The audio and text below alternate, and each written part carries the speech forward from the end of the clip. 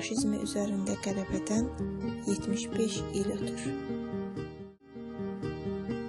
Bu tarixi qələbədə böyük töhfələr verən Azərbaycan xalqı 600 mindən çox oğul və qızını cəbhəyə yola salmışdır. Göstərdikləri misilsiz şücaətin müqabilində 120-dən çox Azərbaycanlı Sovet İttifaqı qəhrəmanı adına layiq görülmüşdür. 30 nəfər şöhrət ordeninin hər 3 dərəcəsi ilə təltif olunmuşdur.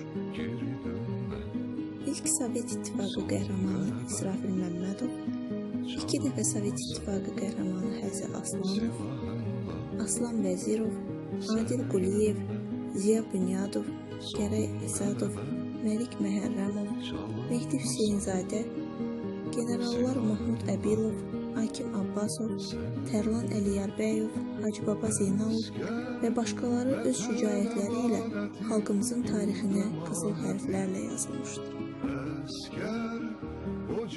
Ulu Öndər Heydər Əliyev Böyük Vətən müharibəsində qələbənin 50 illiyi münasibəti ilə keçirilən təntənəli gecədə belə demişdir.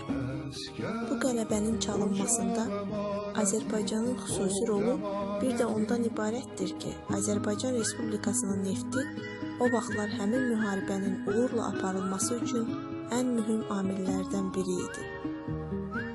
Xalqımızın Böyük Vətən müharibəsində qələbənin qazanılmasında yazdığı qəhrəmanlıq sərnaməsi